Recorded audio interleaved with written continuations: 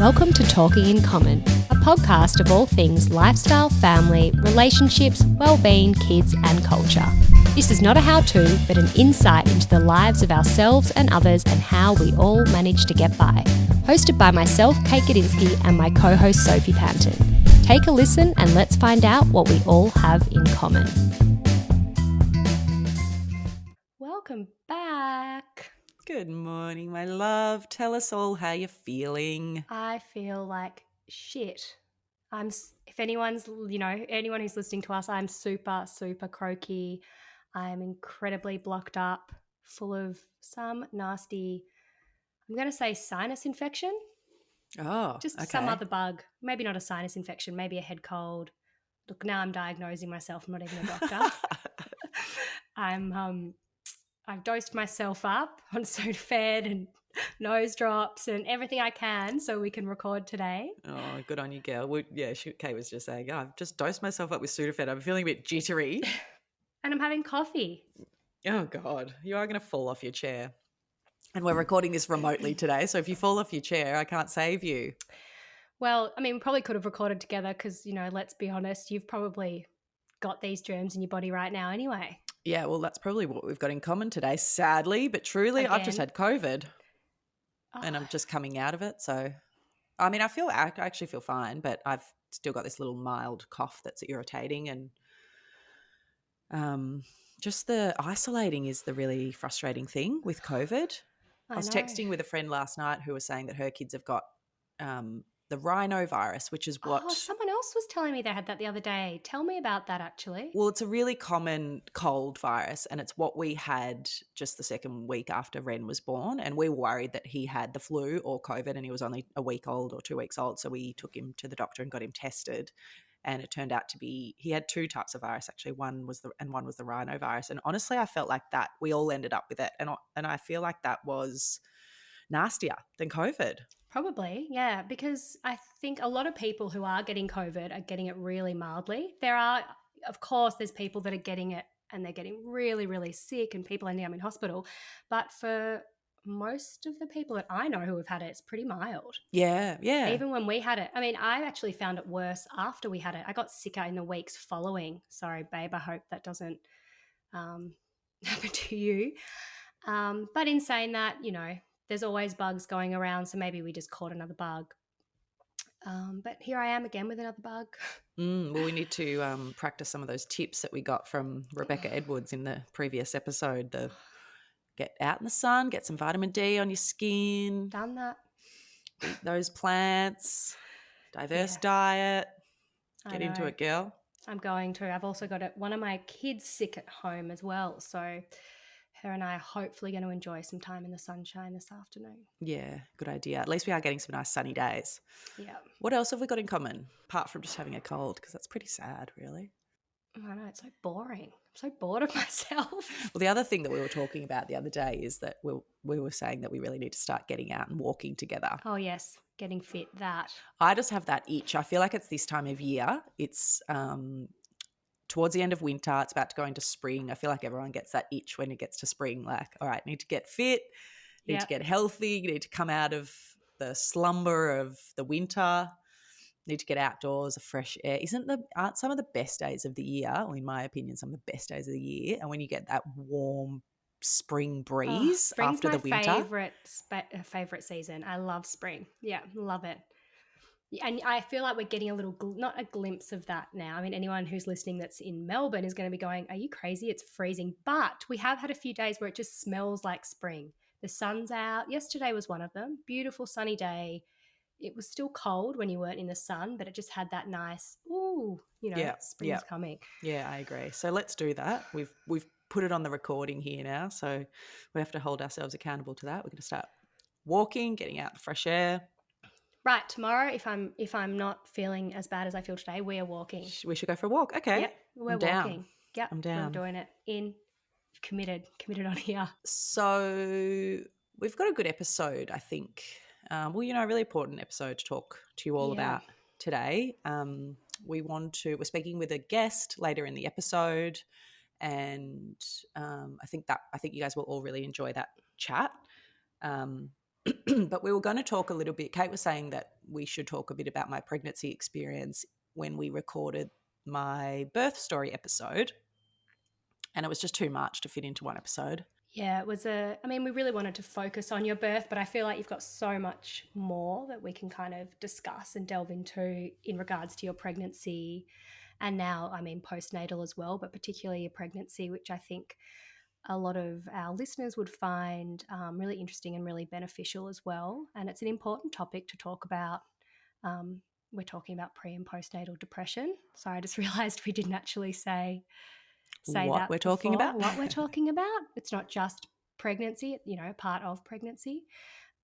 So we will discuss that today in a little bit more detail. Well, that's what I experienced in my pregnancy this time, was this antenatal, prenatal depression. And it was really a really new experience for me. I've suffered from, quite a bit of anxiety and different forms of anxiety in my life. And I can say now that I've experienced a form of depression, that I had not experienced depression prior to that. So it was really tough. It was a really strange thing to navigate. And I know so many people experience similar things to this. Yeah, and go undiagnosed as well. I think a lot of people just wouldn't even think that they might have perinatal depression.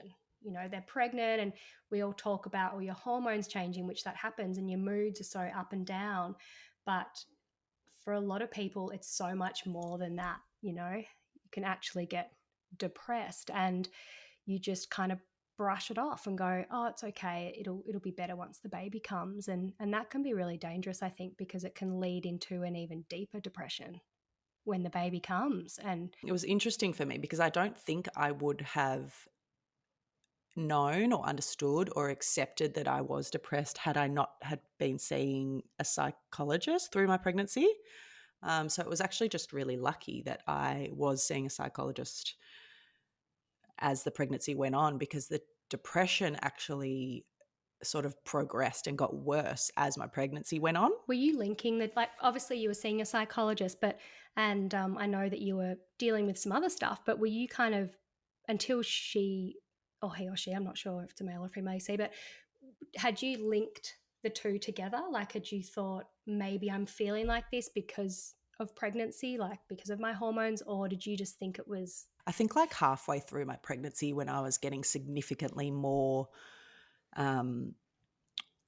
flat and not coping with my emotions and having these really quite intense depressive states and days, I really started to question and look for a diagnosis or an answer, because I didn't understand what was going on. I was like, why am I getting worse? Why am I feeling this bad? Like, Feel a bit what out is of going control on? almost? Is that how you felt? Oh, totally out Yeah. of control, triggered by the smallest things. My partner was obviously very aware of my moods and my emotions. So he had mentioned a couple of times, like, that he thinks it's related to the pregnancy. Obviously, he knows me very well outside of being Yeah. pregnant. So I think to him it was probably quite clear. But as a male speaking to your pregnant partner, Yeah, you've it got to doesn't be go down very well, does you got to it? be very careful with your words, because you're so hormonal and emotional when you're pregnant. The last thing you want is like your loved one or someone close to you telling you something that you don't want to know or you don't want to hear. But he was really careful and gentle about it, and I kept agreeing with him. I'm like, yeah, I think you're right. Like, it might be related to the pregnancy. I was like, fingers crossed it's Yeah. pregnancy related, because otherwise I don't understand where this has come from or what's going on. Well, like 1 in 6 women, I think, experience depression in Australia. So that's a huge, that's a lot of people. Yeah, that's so many people. Actually, like, after we talked about, Sorry, 1 in 6 women, did I say? No, I didn't say, or did I say people? 1 in 6 women. well, I think that's another reason why we wanted to have this kind of like mental health chat again today, because Yeah. the statistics with mental illness in Australia are outrageous. Like, women in particular, because a lot of our audience are women and mothers, and we're women and mothers, so the topic of women's mental health is definitely important. But I was even just Googling before, 1 in every 5 Australians or over 4 million people suffer from mental illness in a given year, and that statistic is increasing significantly year after year. and the most common mental illnesses being depression and anxiety. So many people I know will relate to this And that conversation. Australia is up there being with like one of the most depressed countries in the world. Yeah, which is like so sad. We're meant to be the happy country, the lucky country, the sunny country, Yep. you know? So like, Mental illness does not discriminate.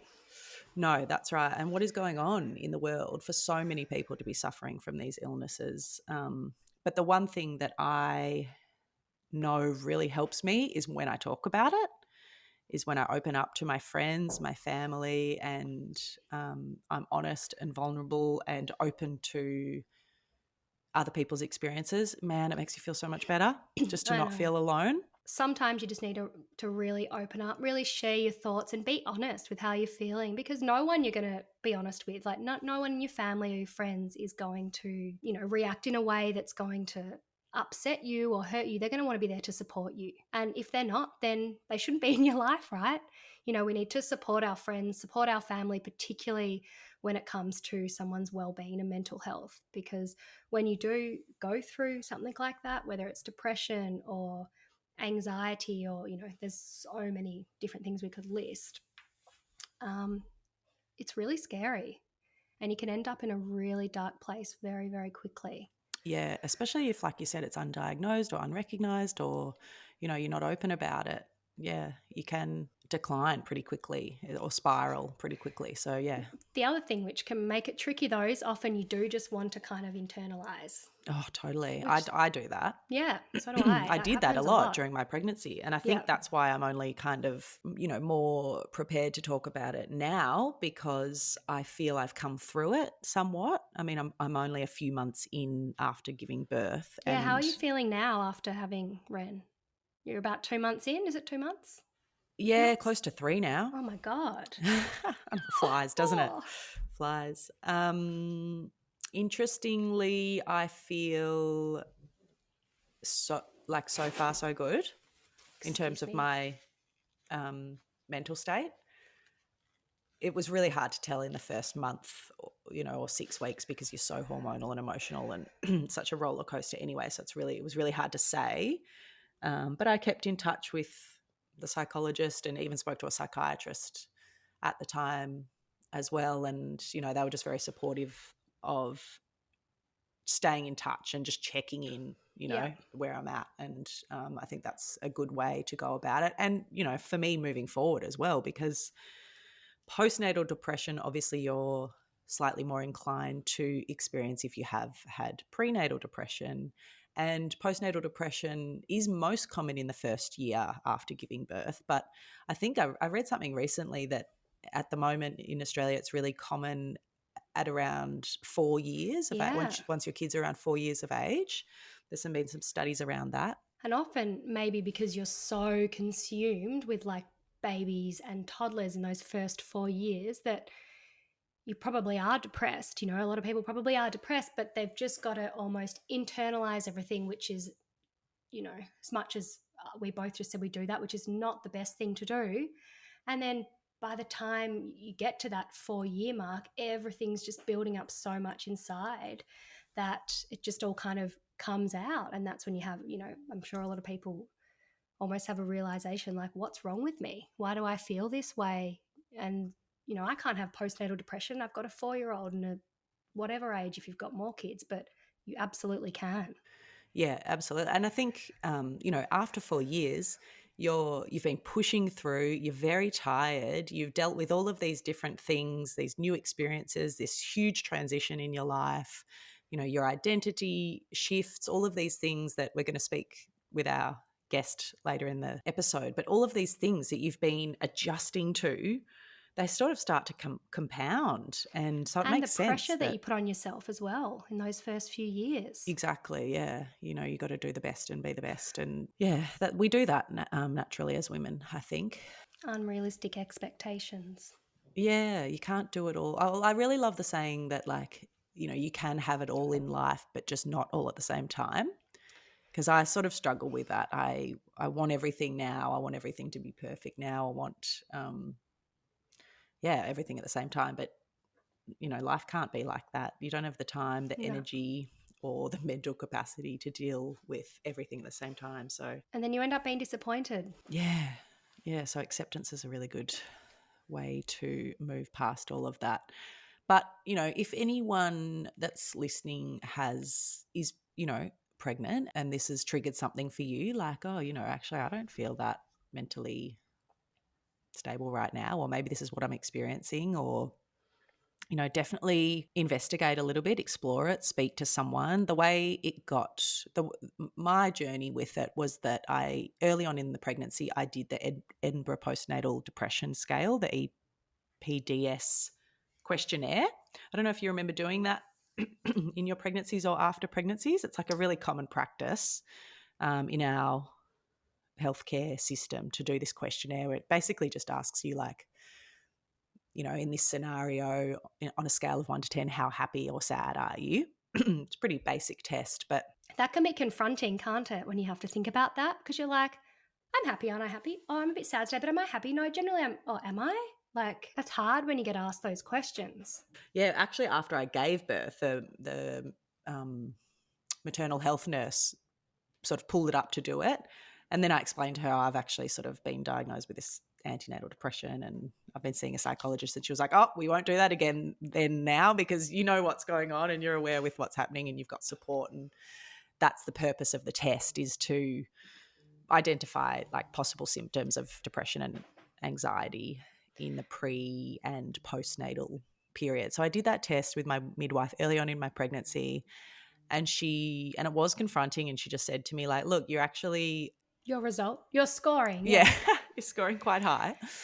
Um, I would suggest that you speak to a psychologist. Would you like me to refer you? And I was like, yes, I would definitely like you to refer me, because it's been something that I've been wanting to do for a long time. and good on you too, because it's not easy to do that. It's really, that's another very confronting thing to do, is to sit and talk to someone. Yeah, it can be. But it was something that I had been wanting to do, because I was actually experiencing a lot of anxiety before I fell pregnant, partly because I wasn't falling pregnant, and just trying to juggle all the things in life and, feeling overwhelmed and all the stuff that we've been talking about. So she did refer me, and I did start my sessions with the psychologist. And in the beginning, I was okay. And it was, like I was saying before, it was as we progressed through the pregnancy, my depression got worse. And sort of halfway through the pregnancy, I started asking the psychologist, like, what do you think is going on here? Like, because by this stage I was starting to experience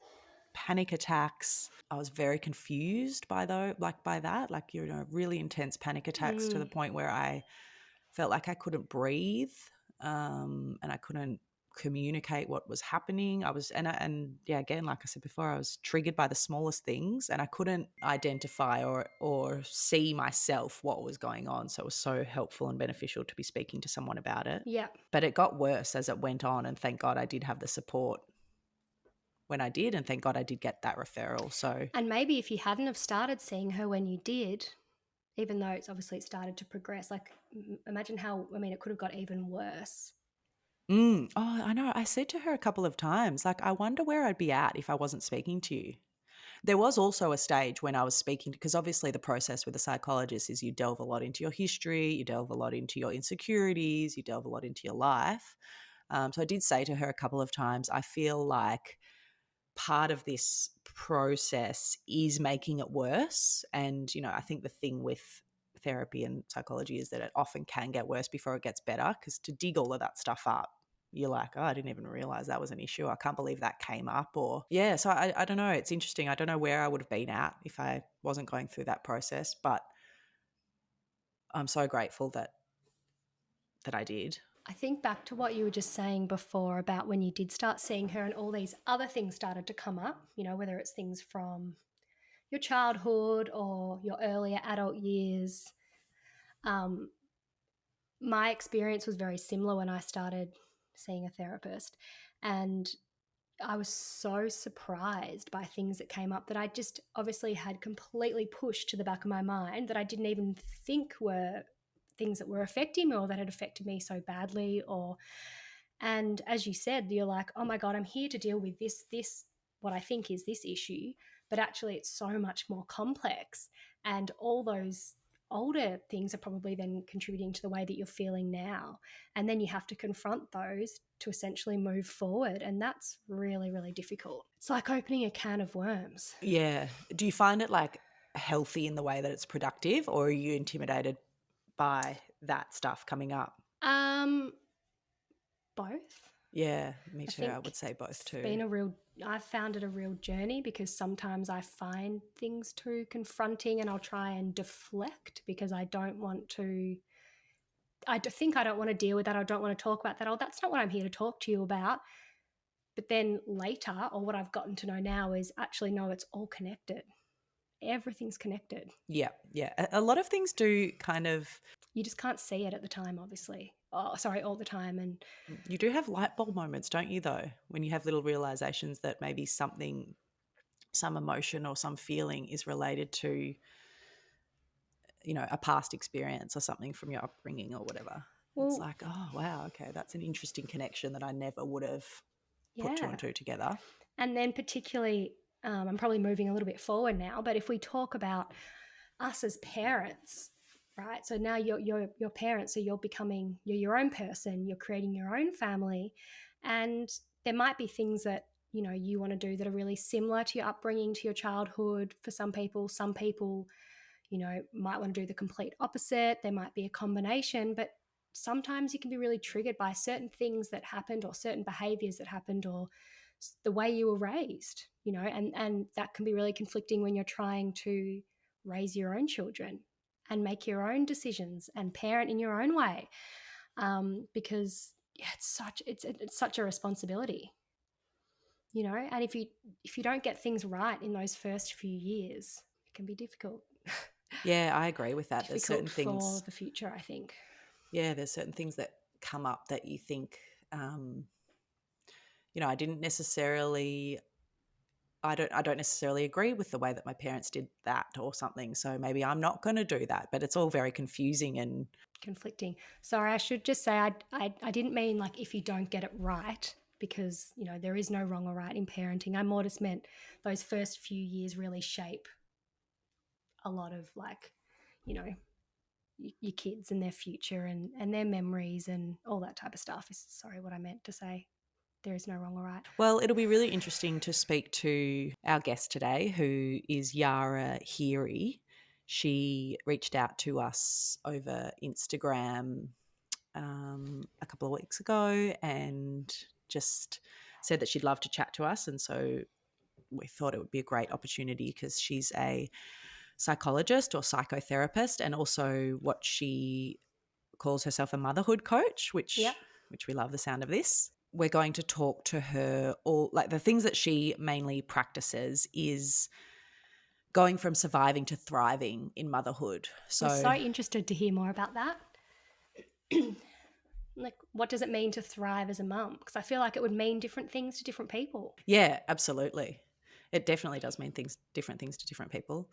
So the other things that she works with her clients and practices is Mum rage and anger. yeah, the mum rage and anger, which a lot of people talk about, don't Oh my they? God. Yeah. Well, it's real. It's a real thing. But I think Soph and I were talking about this the other day. Sorry, my croaky voice is so bad. I often find when I'm in a moment that I'm like yelling at my kids, that it's not normally what they're doing that is causing me to yell. It's usually a combination of other things that have built up.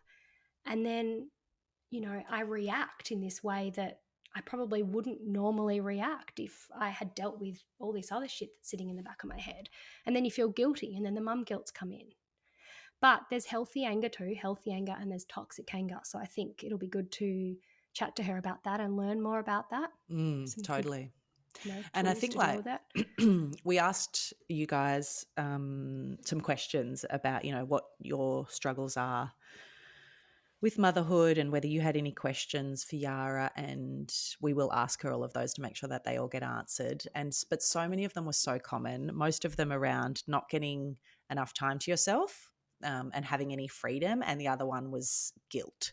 So we'll definitely dive into that with Yara because I think we've both experienced those same thoughts and Yeah, feelings as well. absolutely.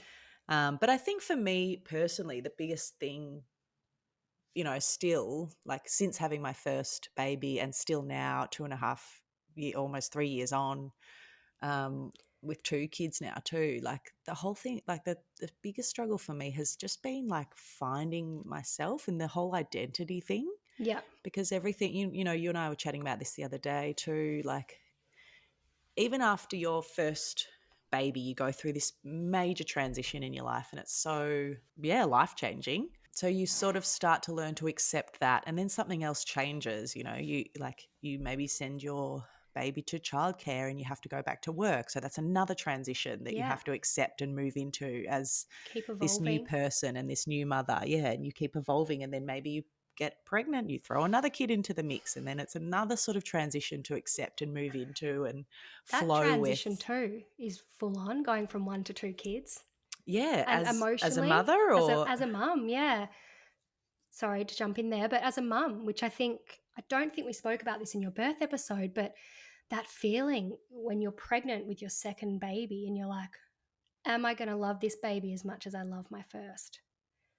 It's been the two of you or the three of you or whatever your family dynamic is for however long. And then a brand new baby's going to come. And how does that work? How does that fit in? And people keep doing it. And as soon as the baby comes, it feels right. But it's like it's so conflicting when you're actually pregnant. I remember just thinking with Nina, oh my God, like it's not just going to be you and I like every day together anymore. There's going to be a new baby. yeah, it's such a good point. I actually really struggled with that in the first few weeks. I was so desperate for Honey's love and affection when I first brought the new baby home, like because I felt bad for her and exactly those feelings, like it's never going to just be you and me anymore. It's never just going to be just all about you. It's, a sibling is such a great gift, but yeah, as the mother, and I'm sure a lot of dads feel the same way, I sort of had to grieve that a little bit, like, Yeah. grieve that time, that stage, that phase in our life. So it is a huge, strange transition. And then I bet you can't imagine life without Ren now. Yeah. Well, now I think I said in that episode, like, it felt like just my partner and I with a baby, but now with two kids, we feel like a, complete family. So yeah, it's like I can't imagine life without him now. Anyway, that is another, yeah. So that's a whole nother stage, right?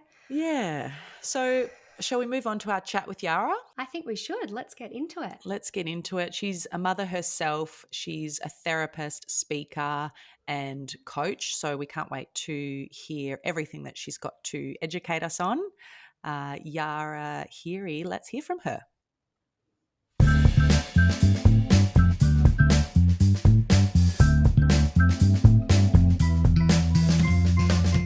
Yara, a big warm welcome. Thank you for joining us today. Oh, thank you so much for having me. I can't wait to get into this chat. We can't wait too. Excited. So to get started, can you tell us a little bit about your line of work, what you specialise in, and I guess why you took the path of supporting women and mothers in particular? Yeah, absolutely. So I have a business called Life After Birth Psychology, which is a big hint at what I do. So I, provide therapy for mothers specifically. And it wasn't always like that. I used to kind of practice more generally, so see people kind of more across the lifespan. But then I became a mother in 2016, and I I think I was not only naively enough to think, I've got this, I know myself, I know what I'm getting into, but also being a psychologist, I think I was like, I've done the work, so I can manage whatever is coming. And even with sort of those insights that I might have, from my professional practice, I just completely found my world turned upside down. And so that was really, really challenging. And probably the hardest thing for me initially was the keeping the relationship intact and healthy between my husband and I. Yeah.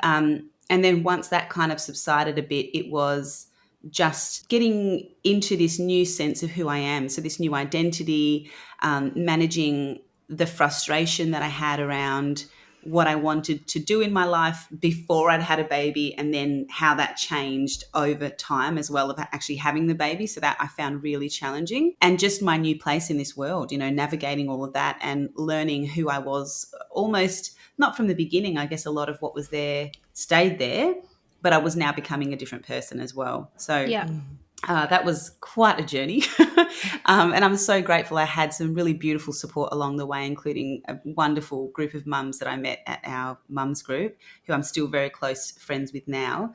But that really, I guess, started this searching that I was doing about, like, why is this hard in the way that it is, and why am I struggling, and is anybody else out there struggling? And through all of that is where I went, this is actually what I'm really passionate about in terms of along that journey of kind of dealing with my own stuff. It was all the talking I was doing with other women who were going through similar things. And it was just such a enriching experience, both for me and the other women that I was in relationship with. So whether that's friends or just people I was meeting. And I just thought, this is the space that I want to be in, actually. Like, this is what I'm really passionate about in my life right now. And I think it also overlaps just more generally with women's health as well. Yeah. So a lot of the issues that that mothers face in this time of their life is actually an extension of things that are going on for us as women anyway in our society and in our culture. So I think that that's always been a massive passion of mine. So it's a beautiful thing that it's sort of just an extension of that.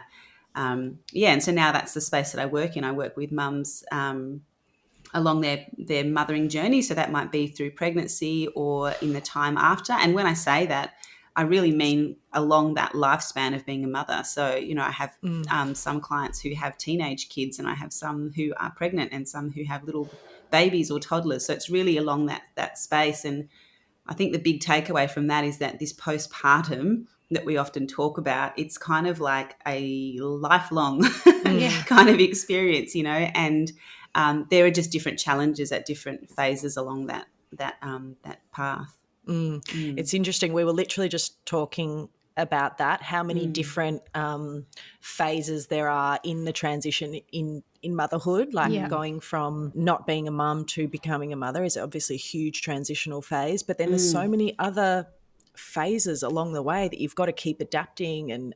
relearning and changing and evolving.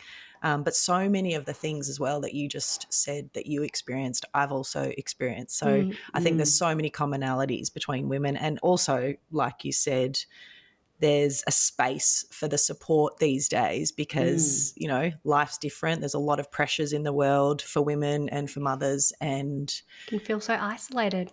Yeah, we all Absolutely. feel, we all want to be supported and learn from each other and understand that other people are struggling the same way as we are, because otherwise you just feel, very isolated, and it's a real struggle. Yeah, absolutely. But what would you say are the most common things that women are struggling with motherhood, like with your clients and in your line of work? I think the absolute biggest thing is just a lack of, I want to say support, but I want to be clear about what I mean about that, because support can be vague in the way that we talk about that. And what I mean is I mean there's a real lack of hands-on support. And I think, we talk a lot about the village, the idea of the village, or just the community in general, like in terms of having people around that that you can rely on. And I think that if the way that I see it, that is kind of where all of the problems come from. So the fact that there are so many women out there doing it alone is why there are the rates of, postnatal depression and anxiety and just general kind of dissatisfaction in the motherhood space. It's the lack of support, and the lack of support comes from within intimate relationships. So that's their partners that just don't get it, or that are bound within the place that they occupy in our culture and in society. And so they don't, I guess, integrate well into that family space, or they don't provide the support that is really needed there in that way.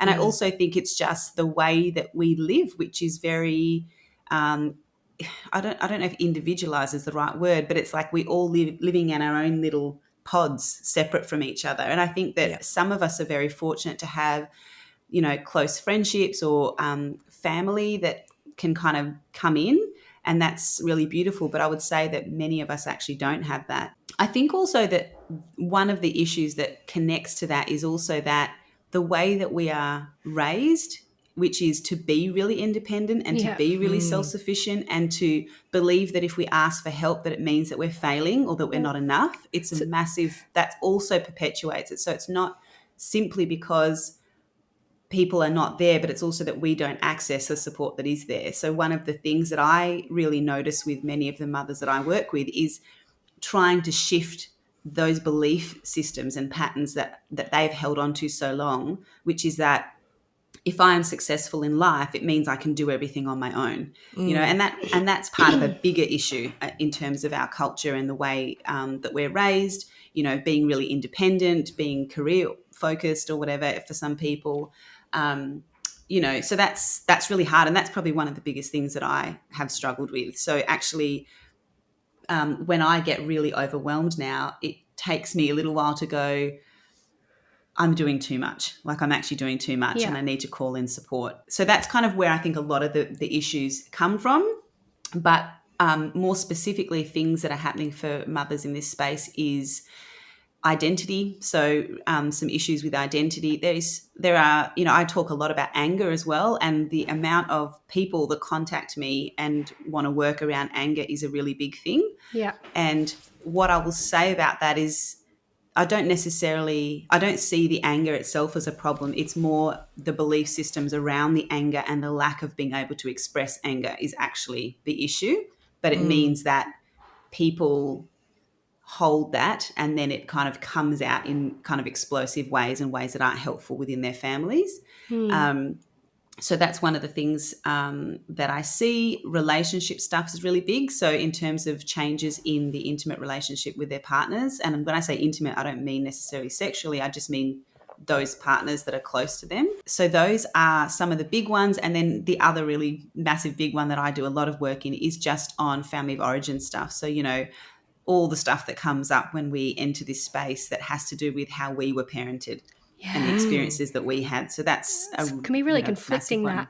So and I were talking a little bit about that before, that you're raised in a certain way and you're raised to believe certain things, and you look at how your parents do it, and then you become a parent and you might have a completely different outlook on how you want to raise your kids or what you think is right. And that can be really, really tricky, I think. Really tricky. Yeah. Really tricky. And I think also it's no wonder then that at this point in our lives when we become mothers is when some people for the first time in their lives experience, mental health difficulties and challenges, because you've got all this stuff, happening all at the same time.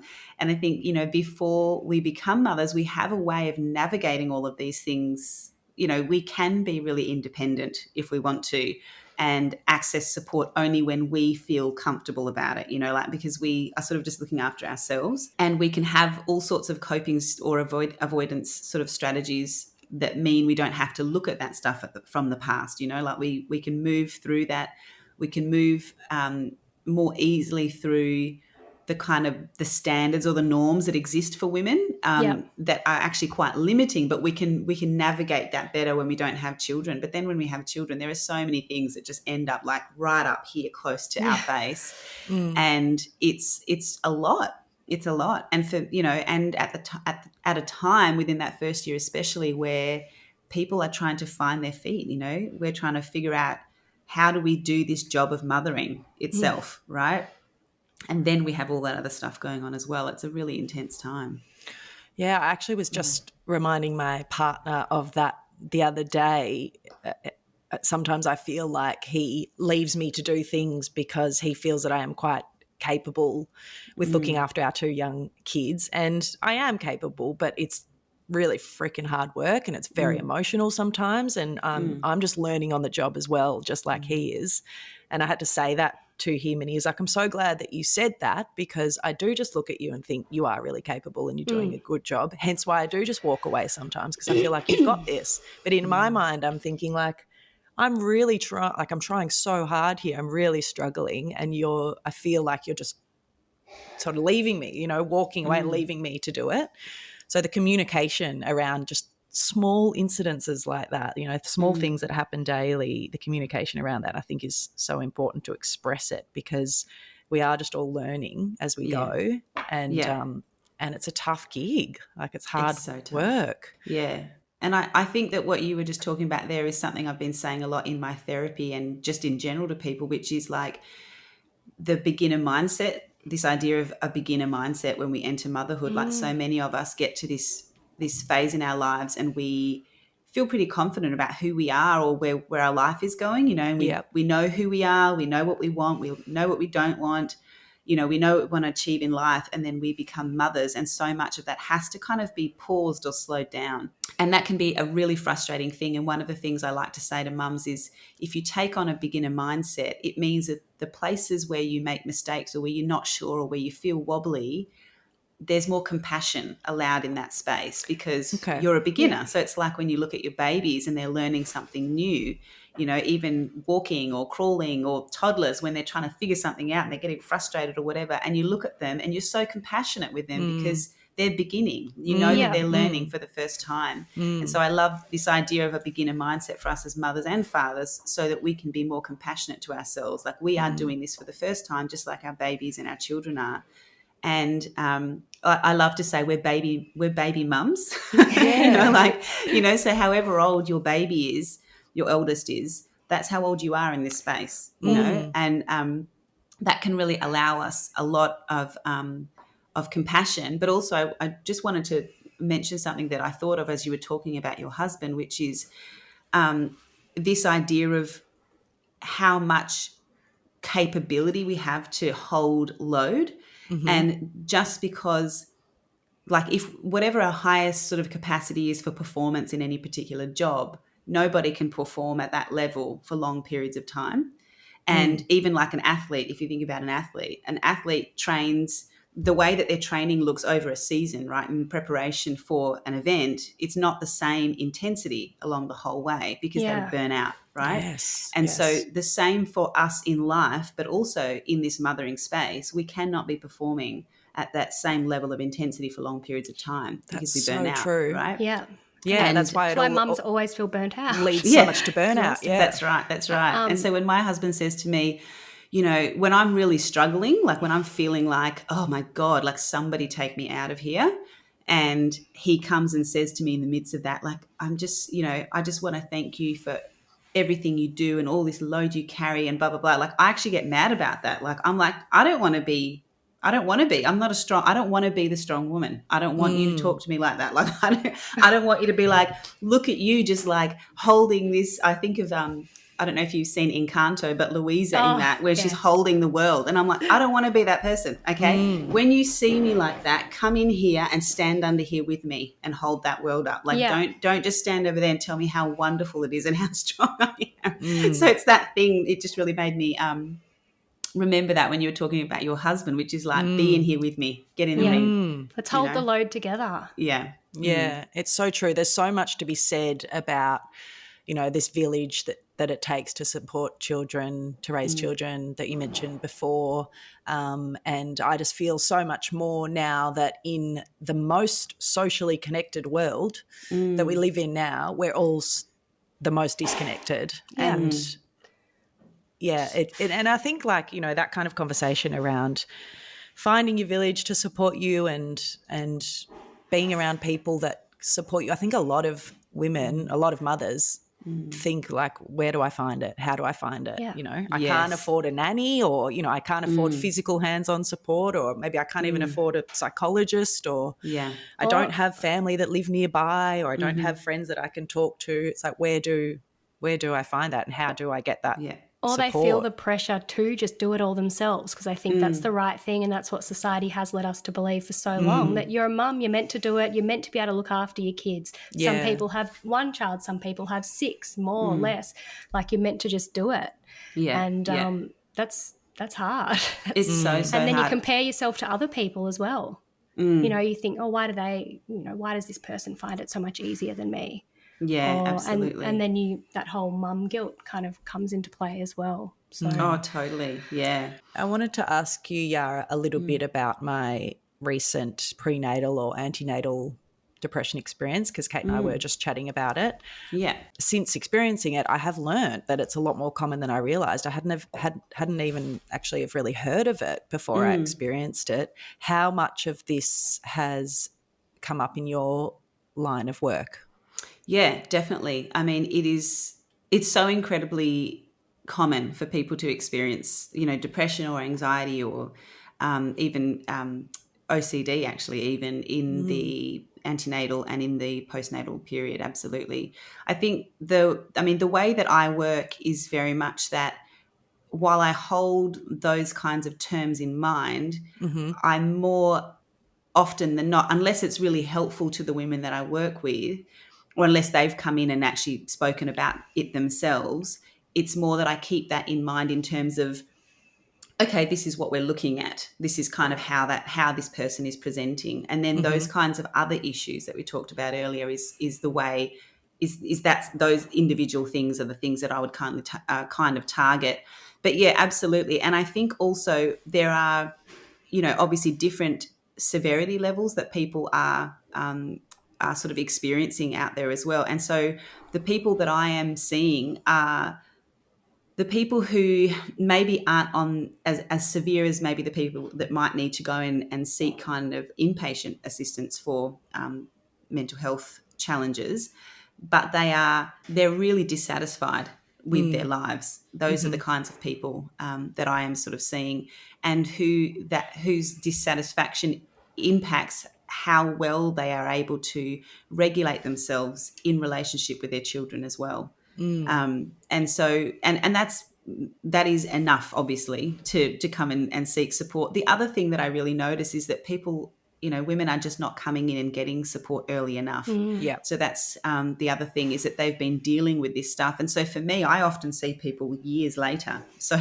and this is like when their babies are no longer babies and they've got toddlers who are 2 and 3. And that's when they're coming in. And when you do kind of the history, you come to find out that this kind of stuff's been going on actually for quite a while.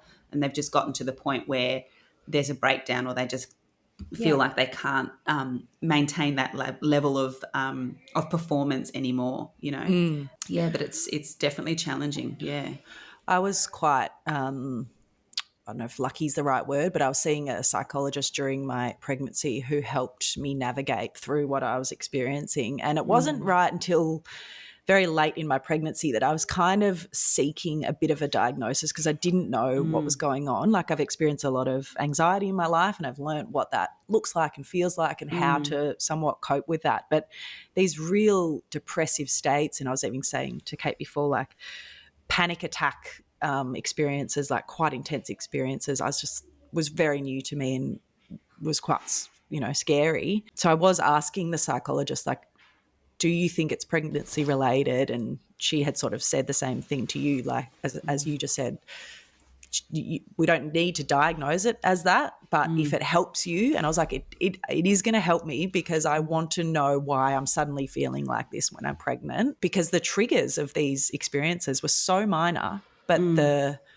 reaction was so major. So, it absolutely. was sort of helpful and Frightening for you. supportive to me to know that that's what it was. And now, almost 3 months after having the baby, I don't want to say that it's gone away, but I do feel a lot more mentally stable since giving birth. So it's been a really interesting experience. And also for you, there's also what's going on with your hormones and things as well, which definitely impact how we feel. Yeah, absolutely. And I think, that thing on diagnosis or on using these kind of labels, I think that for many people they can be really helpful. And I often think about it as, when we have a physical illness, we want to know what it is so we know what to do about it. And also I think that for some people that I have worked with, knowing what it is allows them, or what the name is that we could give it, allows them to feel like they're not going crazy, if you know what I mean. Like, it's like, I'm not making this stuff up, it's actually a thing and this is what it's called.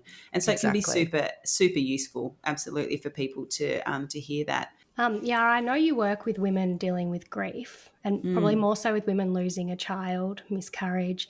But I lost my father really unexpectedly last year, and I've been doing a lot of reflecting back to the way that I approached parenting during this time, particularly, the early stages, those first few months. And I've sort of realised that I often blank out or completely disengage during moments of frustration or sadness or anger. And I was telling Soph this, and she said that she often does this as well, during her own experiences. What's sort of happening when we do this? Because I caught myself doing it the other day, and I just remember it was like I just couldn't even hear what was going on around me, although I could. It was so noisy and the kids are doing whatever, and I was just in a whole nother world. Yeah, it's so really, I mean, what I would sort of view that as is what is happening for your nervous system. So whatever that experience is that has led to you feeling that way, it would indicate that the fact that you're having that response would indicate it's overwhelming your nervous system. And so when that happens, that example that you're giving about disengaging, we might talk about it as sort of dissociating, or we might talk about that as as a freeze kind of response almost, or something like that. And essentially, the nervous system has been designed to trigger us into certain types of action that are more likely to lead to our survival, essentially, is the way that our nervous system works. And so when you're responding like that, your body and your physiology is taking whatever has happened in that moment as a threat signal. And now, depending on the resources you have available in that moment and how threatening that particular thing is seen to your body, then you'll have a different reaction. So, when we're talking about, for example, anger, when people are responding in anger, that's typically associated with the fight or flight response. And what you're talking about is the freeze response. And the freeze response is actually, it's also a survival technique, because it's essentially, if I play dead, I won't be harmed by this particular threat. Now, the thing is, in the modern world, the threats that we identify, that our bodies and brains identify, are not like, the saber-toothed tiger that existed a long time ago, or a person physically coming to get you, unless that actually is happening. It's often just that these things feel threatening to our sense of safety, and that could be emotional safety. It could be safety in connection with another person. So those things are received as threats as well. So in that moment, it's basically a coping strategy, really, is what that is. And that's also something that that mothers who come and see me, I talk a lot in this sense of nervous system regulation. And so if that was a problem for you or for somebody else, in terms of, so this is the way that I respond, and then because I respond like this, I don't actually resolve the issue, or whatever else is going on. Like in relationships, that can happen as well. Like, so for me, that's actually a response that I have when I'm having a disagreement with my husband after a while. So it gets to a certain point, and then I just check out. I'm out of here. See ya. And that's may be useful, but there's also stuff that is really unuseful about that. And so then working with people around that, it's like, okay, well, what do we need to do to sort of to switch the nervous system back on into the, so that it swings into the other way?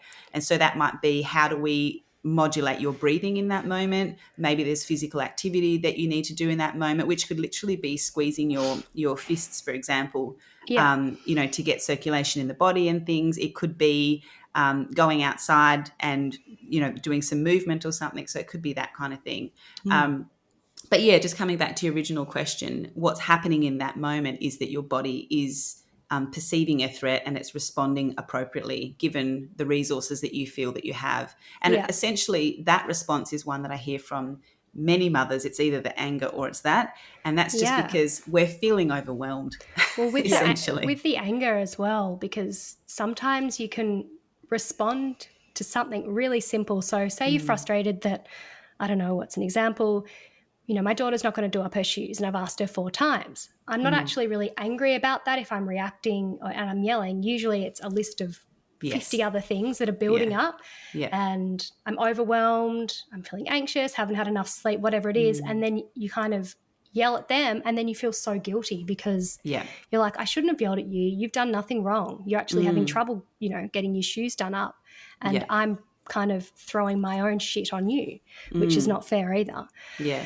And I love that you mentioned that thing about the build up, because that's something I talk so much with the women that I work with, which is that, you know, many women who come to me are into respectful parenting, conscious parenting, all of that sort of stuff, which is really wonderful. And there's so many positives about that. But one of the things that I think is troublesome about that is this belief that in order to parent in that way, you have to be calm all the time, or that you have to be, you know, that kind of thing, which is like how essentially, like, yeah, exactly. I just wouldn't work for me. No, and it's just actually a really inauthentic way of trying to be. And the reason for that is because no one can do that all the time, right? Even not being parents, we're not calm all the time, even when we're not parents, much less when we have no sleep, poor nutrition, not enough movement, plus all of the demands that are required of us, right? Or made of us rather, as mothers. So that idea of being a calm parent is just problematic. And what I say to people is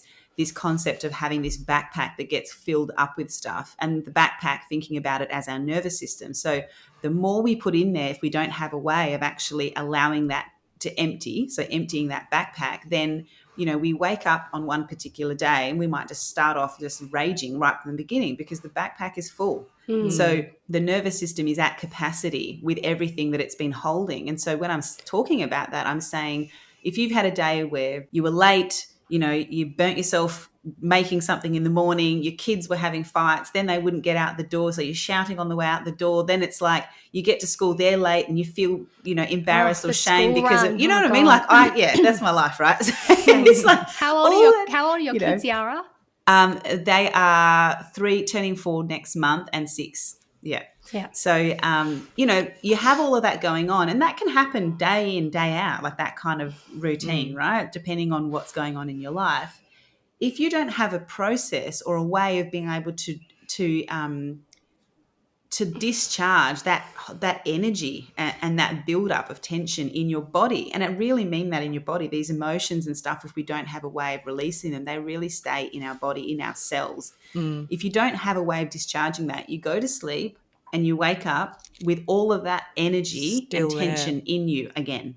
And so we need to have a way. And so some of those ways is like having really good social connections. So we have people that we can talk about and just vent and get it out. And that could also be a therapist. So if you don't have that, it could be someone that you have support with in that way, right? Or even in a group setting, it could be something like that.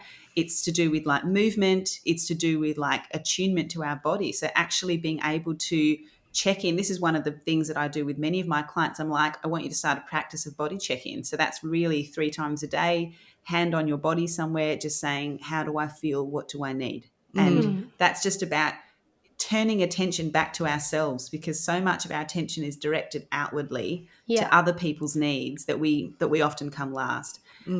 So, you know, things like this, and then having other practices, whether that's like, you know, some kind of regular movement, whether that's exercise, whether it's yoga, whether it's literally dance party with your kids. I love having dance parties with the kids. It's so fun. I should actually do one of them. Yeah. And pillow fights are a big one for us around anger and stuff like that for everyone. You know, and it's a great way of getting that energy out. And breath work is, you know, my basis that I always come back to, and certainly something I teach with clients too. I was just going to say, when you just said breath work, that's one thing that I implemented in the past year since losing my father, that I do daily, and that's one thing that I've found really beneficial. Isn't it beautiful? I haven't got into meditation. I've gone through phases, but that hasn't worked for me. I've tried lots of different things, but breathing, after committing to that for a few months, has like worked its wonders. So I highly recommend that too. And don't you just do that for like 5 minutes or something every morning, Kate? Oh, it's about 15 now. 15, okay. Because we asked our audience on Instagram like about some of their struggles and some questions that they might have for you during this chat today. And one of the most common thing that people answered was one of the biggest struggles as not having enough time for themselves and not having enough freedom.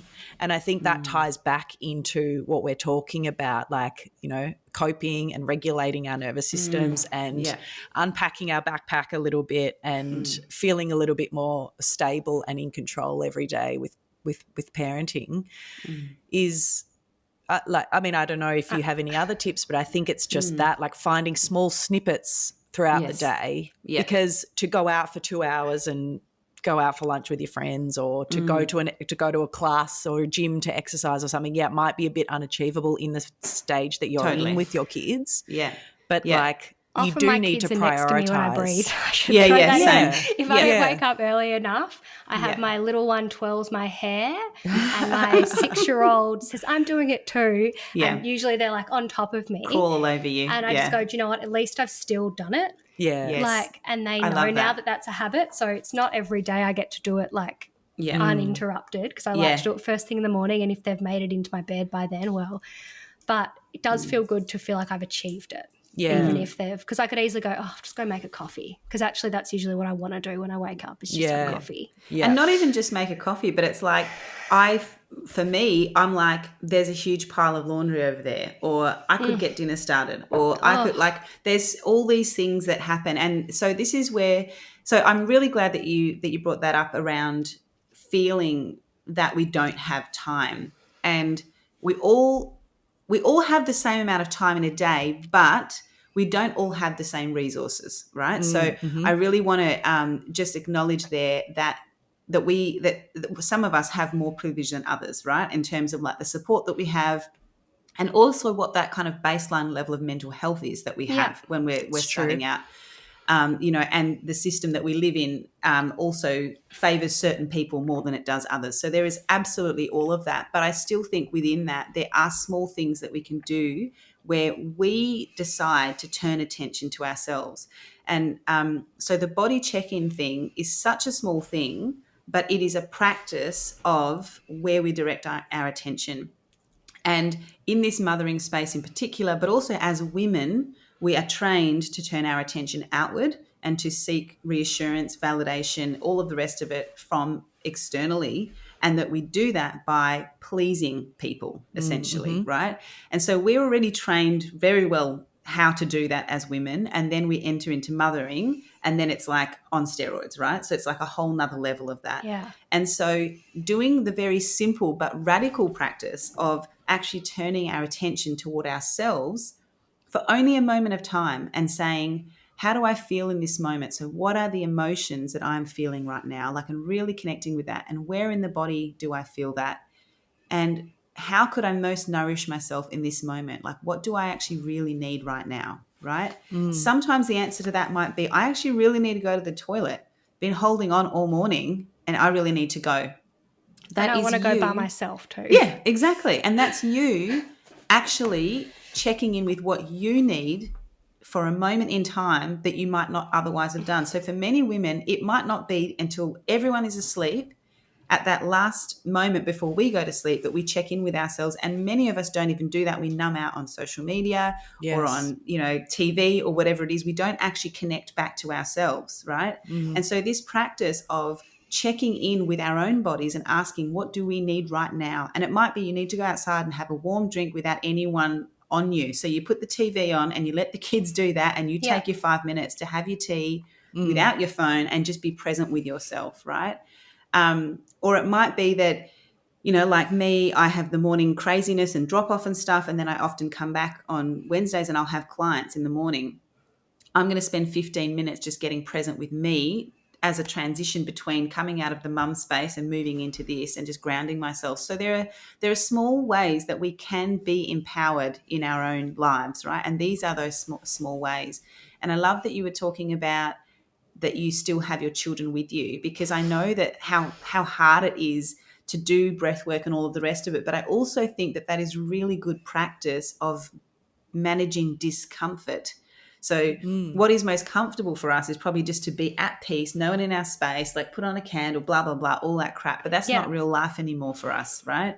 And so it's like adjusting our expectation of what things can look like as well. So whether that's what can your exercise look like now with being a mother? It might not be what it used to be before. You might have to adjust your expectation and surrender to that. So really lean into what it's going to look like in this phase of life. I think many of us say we don't have time to do this, and the other, but we're saying we don't have time to make it look what it looked like before. That's such a good point.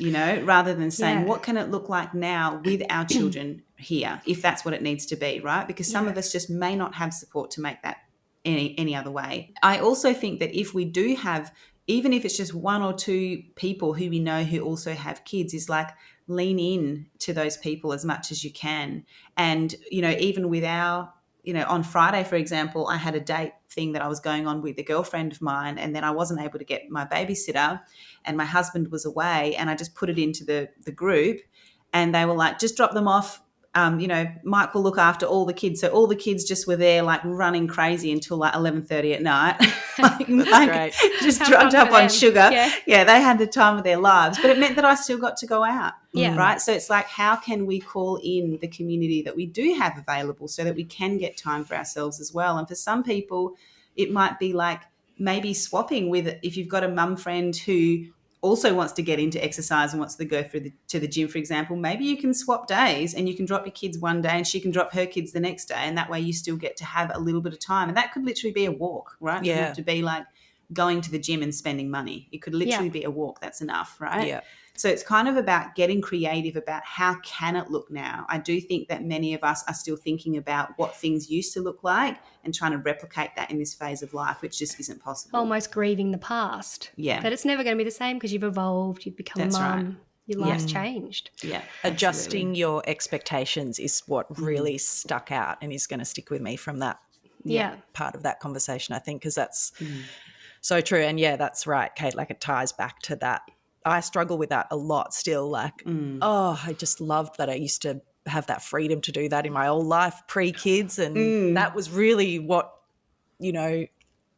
made me identify as myself when I could go and do that, or when I did that, or so where does that all sit now? But I think some of those really simple suggestions and ideas and adjusting your expectations can heal a lot of those, heal a lot of that grief, heal a lot of those struggles.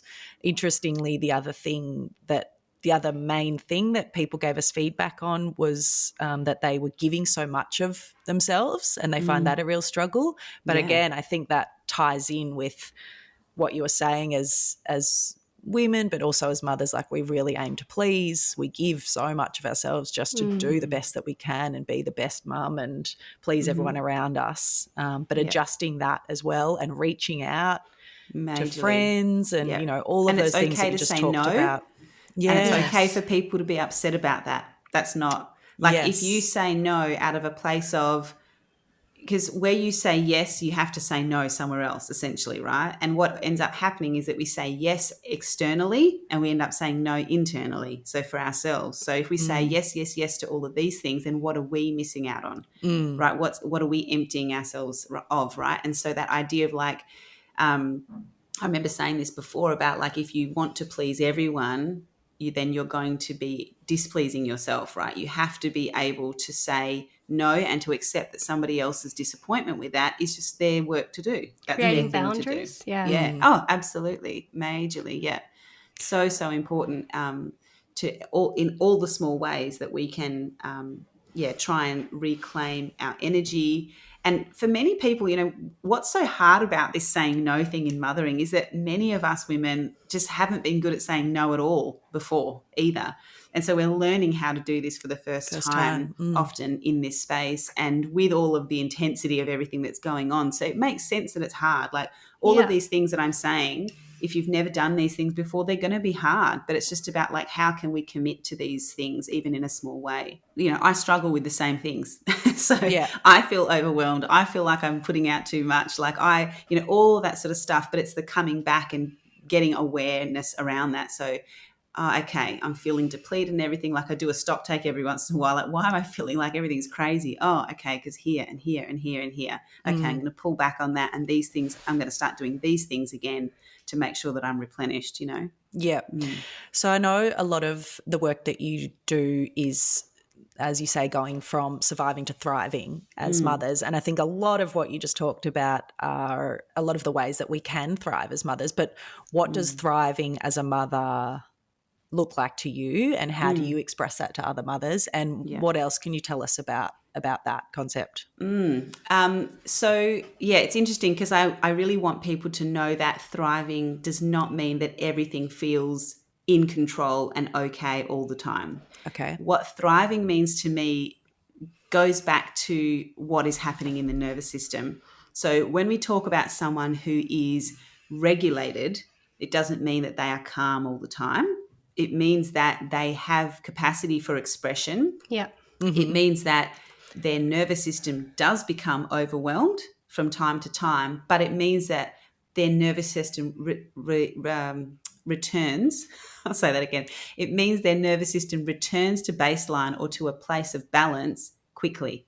And so what being in survival state looks like is that your nervous system gets kind of stuck in a particular space. So that might be in fight or flight. So, for people who experience anxiety, for example, their nervous system is often in that space, right? Which is this fight or flight kind of energy. People who are experiencing postpartum depression are stuck in the other side, which is that freeze space. So they're in that the flat affect, the lack of motivation, the tiredness, the withdrawal. They're in that space, right? They're in that the opposite. What we want to do is get people so that they're generally speaking in between both of those spaces. And we might have blips where we go into up or down. So in the middle of the day and everything's feeling really intense, I might blip up into my fight or flight and get angry or whatever, but then I can come back down and I can have strategies around how to manage that. I also have insight about what I need generally day to day to be functioning well and to be functioning healthy. And so thriving to me is related to what is happening in the nervous system. So it means that our lives, in terms of how our children behave, and things like that, those things are all going to be the same. It's just about how I am experiencing them internally and how I am able to navigate through them. So thriving does not mean we don't have challenge. It means we can meet the challenge, right? So that's kind of what that's about. And that's often what I talk to the clients that I see. And so a lot of the work that I do is around teaching them about the nervous system, teaching them about how to identify when they're in these different states and how to take stock of what's happening in life for them that is influencing why they're in those states, and then what to do about that, right? So, breath work, movement, and also just, obviously working through pre-existing trauma and things like that that are influencing how their nervous system is responding as well. Do you work with couples together? Because I think a lot of women do a lot of this work themselves or, seek support or research or try and understand themselves, but then find this disconnection with their partner or find themselves maybe on slightly different pages because they're reading something and their partner's got no idea what they're talking about. Do you work with couples a lot to understand, both, parenting on both sides, but motherhood? Yeah, I don't. And when I say I don't, what I used to do, but I'm not doing at the moment, is I used to run a program called Bringing Baby Home, which was designed by the Gottmans, who are, real leaders in the space of relationship therapy. And so that's actually how I started working in the perinatal space. Is I actually started with that. And the reason for that is because that's what I did because of my own relationship. And then I went and did the training and learned how to be an educator in that. So I started in that. And so from that work and from my my knowledge of attachment theory, and I mean that both in terms of child attachment but also adult attachment, I have a good idea about what's happening in relationships or when people talk to me about it, but I don't actually work with the couple. And that is absolutely the number one question that I get from most people. So I do run a group called The Rebirth, which is a 9-week group program. And everyone in that by the end is like, I need to find a relationship therapist by the end of that. And also in my one-on-one work, I have a lot of people request that. One of the struggles for me is actually finding people. So I do know a number of therapists who are really incredible relationship therapists and who also work from similar perspectives as I do. So understanding attachment styles of adults and how that influences the way that they move and navigate throughout a relationship. So I find that tricky. So if you're listening and you are a relationship therapist, hit me up because I need to add some more names to my list because everyone that I have sent people to is full at the moment. That's one of the really challenging things in this moment is really hard. Very, very hard. But what I say to people on that note, actually, I'll just say, for anyone who's out there and who may be looking for a therapist, if you are finding that people are full, I would ask if you can put yourself down on a cancellation list, which just basically means that you might get a session here or there, but it might be better than not having anything at all. Yeah. And then as well as that is also if there are group programs out there. So I do run the Rebirth, but there are other ones, community level kind of ones that you can get into for people that need lower cost options. You know, if there's women health centres and things like that, many of them do run groups for women. In WA, there's one called Mother Baby Nurture, which is run with a clinical psychologist and a support person. And many women that I know who've done that have just said it's fabulous. So I just want to put out there that group work is such a brilliant option for many people to get started if they're waiting. But even many people, that will be enough for them. They don't necessarily need to go and see a therapist on their own. Lots of women benefit just from having their experiences normalized, so that they know that they're not going mad or, you know, anything like that. They know that they're in this struggle with everyone else. They can form relationships with the women that they journey with in the group, while also receiving kind of psychoeducation about what's happening for them.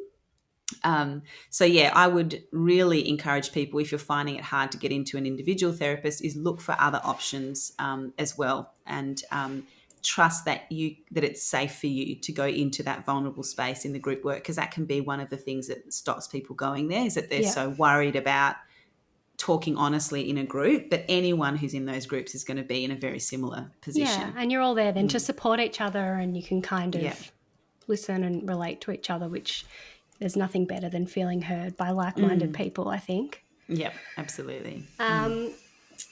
Yara, we love to leave our listeners with a little tip or a great piece of advice or wisdom. What would be yours? A good tip. I mean, you've left us with heaps. You've given us a lot of tips. I'm trying to think of like a little pearl to leave you with. There's so many. This is something I've already said today, but something that I'd really encourage people to do is to get into a practice like the body check-in. It is so small. It takes very little amount of time, and the benefits can be so profound. Such a small thing. And so I say to my clients, because obviously many of them are not used to doing this, so any behavior that I am starting to implement, I always set a reminder in my calendar and put an alarm on it, because it just never happens otherwise. Yeah. So this is what I tell people to do, and I say to them 3 times a day. So it might be when you wake up in the morning, in the middle of the day, and at night before you go to bed. Check in with your body and ask yourself, how am I feeling in this moment right now? Right? So take some big breaths as you're doing that. So that's slow breaths in and slow breaths out through your nose, if possible. How am I feeling? So emotionally and physically. If I'm feeling anything particular in my body, where am I feeling that? And just stay focused on that area for a moment. And then ask yourself, what would feel most nourishing for me right now? And then go and enact that. That's my thing that I would give to listeners, is that small practice of you turning your attention toward yourself on a regular basis allows you to better be able to do that on the big things. Yeah. So saying no, for example, or other boundaries that you can start to put in place become easier when you have small moments of practice of putting yourself first. So that's my thing. That's great. Offer. Thank I think you that's so a much. great thing. Yeah. And I think that answers a lot of what our listeners and our audience is struggling with as well. So including myself, and I'm sure including and you me. too, Kate. Yeah. And me. I've got to remind myself. Could keep chatting to you for hours. Got a list of 100 personal questions. Yeah.